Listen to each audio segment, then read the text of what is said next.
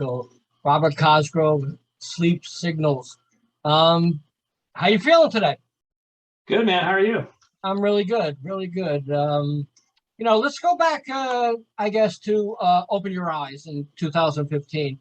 Tell me a little bit about that album. Is that the first release, and how you guys got together and so on?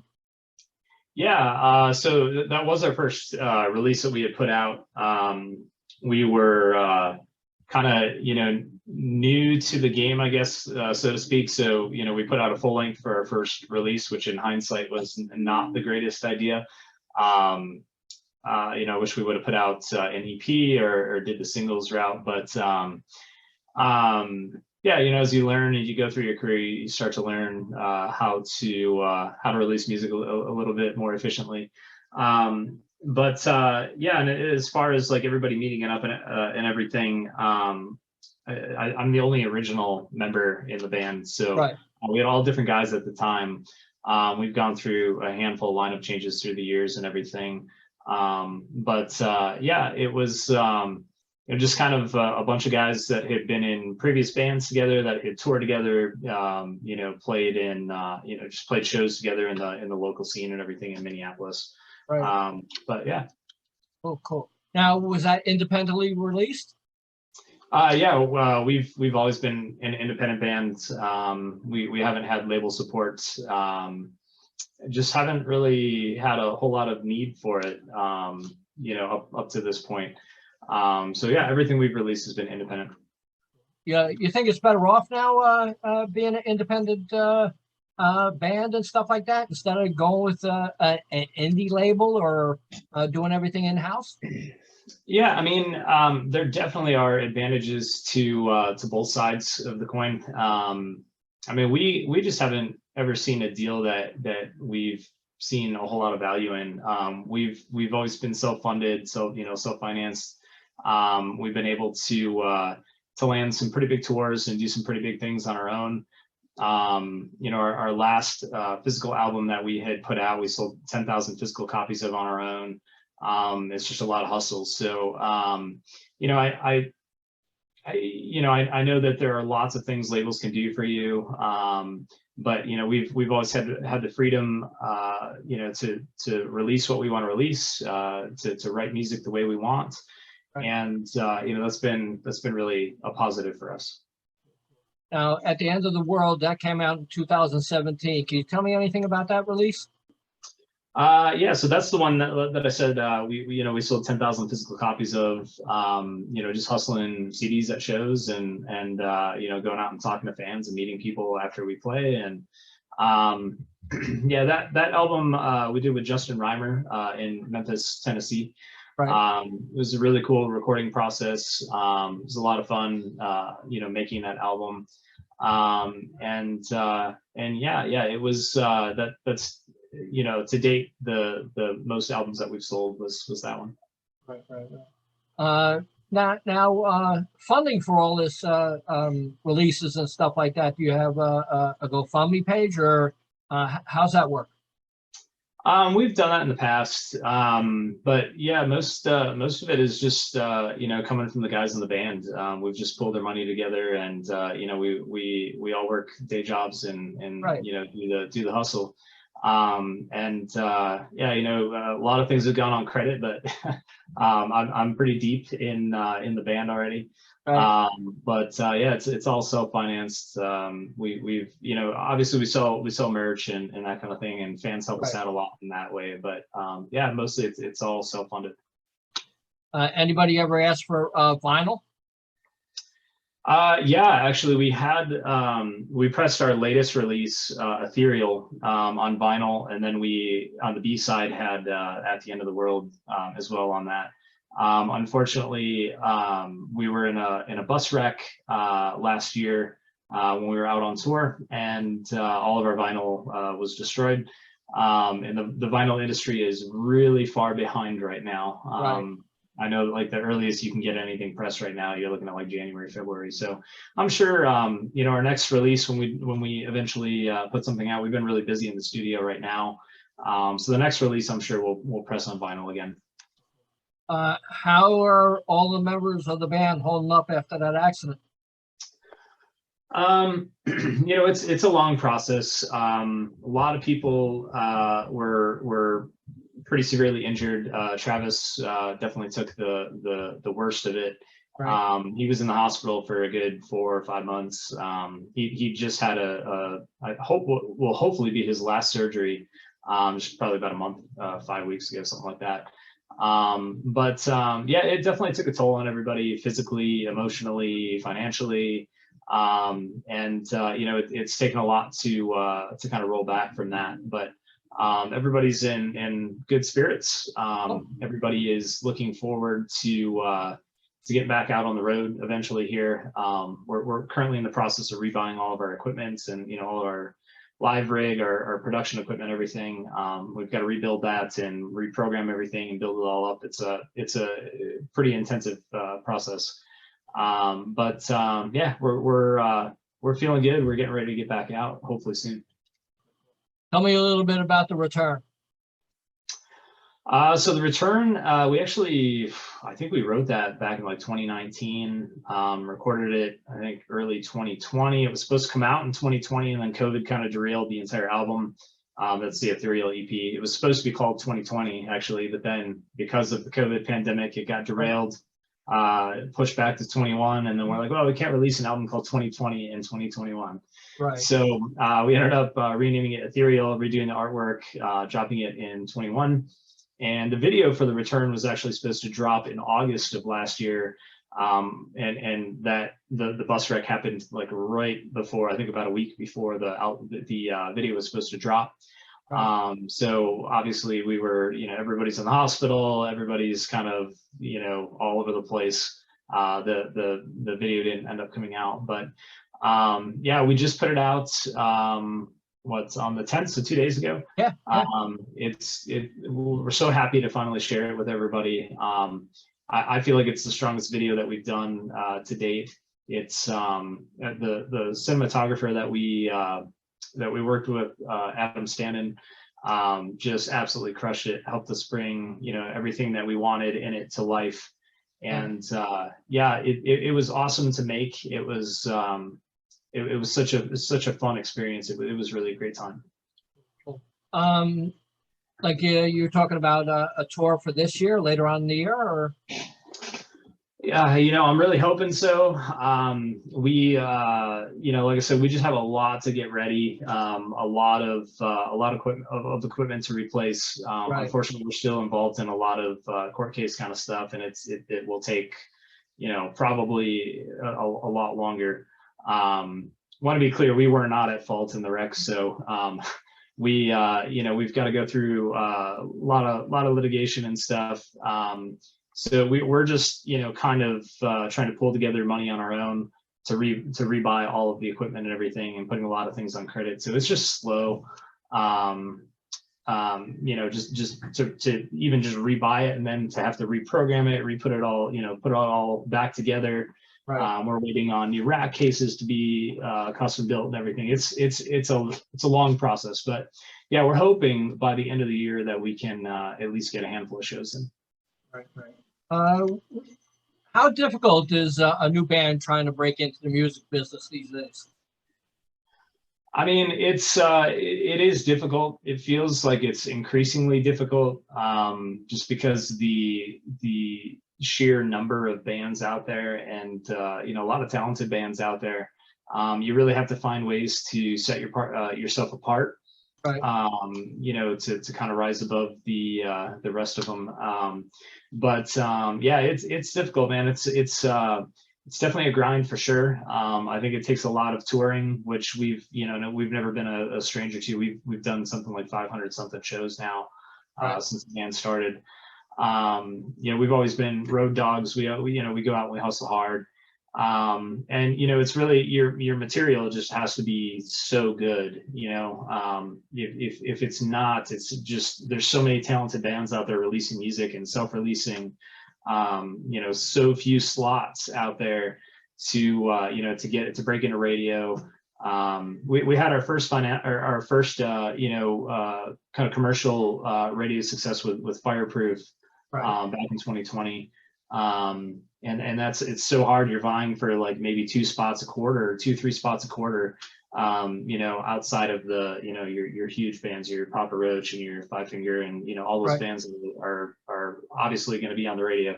You've got like maybe 2, 3 spots a quarter to really to be able to break in, and you're up against a lot of other really talented bands. So you just have to find ways to kind of set yourself apart. Right. What would you say is the pros about being in music and working with management and different things in music? Well, I mean, just working in music in general, it's just a lot of fun. It's afforded us a lot of unique opportunities that I think the average person doesn't really have. We've played shows in 45 states. I've been to 47 of the 50 states. Right. I'm going to Alaska later this month, so I'll check off one more. I'll be at 48. A lot of people, that aren't in music aren't afforded that opportunity. So we're really Right. fortunate for that.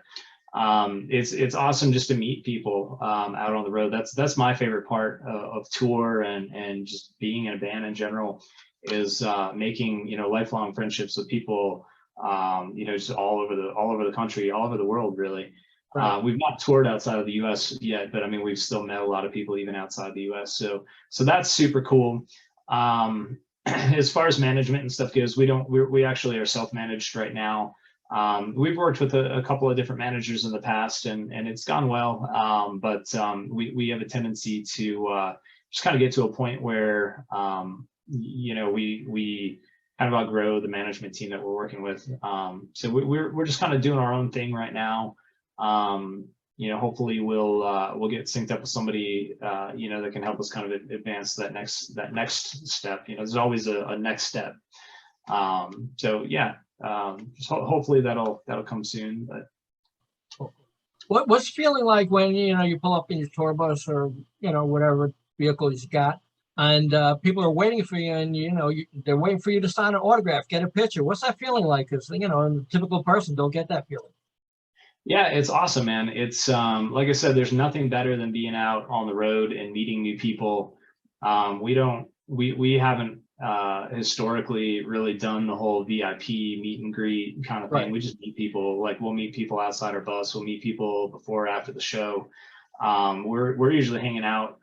Even when we're playing on the bigger tours, 1,000-cap rooms and stuff like that are sold out. We'll just mingle, after the show. A lot of bands will go and get back on their bus or go, hide in the green room. For us, it's really about just, meeting new people and hanging out and getting to know people on a first name basis. And I wouldn't trade that experience. That's my favorite part. Now you have the song "The Return" out right now. Or are you working on other material for another release? We are, yeah. We were actually in the studio last year. We've got a bunch of stuff that we're just kind of finishing up. They're really, I think about 6 tracks that are really close. And then we are heading back into the studio in actually later this month, in about 2 weeks, to go drop another 3. Really looking forward to that. We're working with a new producer on that, and I think I'm really excited about those tracks. I think they'll come out really well. But yeah, we've been busy behind the scenes. I expect that we'll drop something again before the end of the year, and I expect next year to be pretty busy as far as releases go. How do you like making videos? That's a really fun part too, honestly. Like, The Return was a great time. Like I said, we worked with an awesome videographer on that. We built a lot of the props and built the set ourselves, and then it was filmed on a green screen. It was an interesting. This is the first time I filmed videos on a green screen. We actually filmed Digital Sleep and The Return at the same, over the same week or so. Right.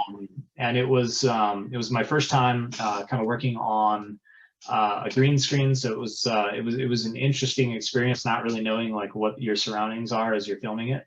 Right. But really happy with how it turned out. I know the next time that we go in, we're going to work with that same videographer. We're going to try to do I don't, he's explained it to me a bunch of times. I don't understand it as well as he does, but kind of similar to how they filmed the Mandalorian series, Right. where you've kind of got like an LED backdrop. Right. That he's working on building something like that. So you can actually see, you're basically in a game engine, and as you move the camera around, it's moving perspective, and you can actually kind of see in real time the scene that you're in. So I'm really looking forward to that. I expect it's going to be a lot of fun. So technology is always getting better and better. It's really cool. Right. Was that your plan to go into music all from being a young kid? I've always definitely had, I've always been involved with music my whole life. I think where I kind of first got started with it was I was about 7 and started getting into musicals and stuff. I remember the first musical I was in, like I said, I'm pretty sure I was 7, was South Pacific. I was singing in French and stuff. It was pretty wild. I don't have a lot of memories of it, but that kind of got me started. And I was always in band and choir and musicals, theater, that kind of stuff. Always growing up. Tried to juggle that with sports and stuff a lot as a kid.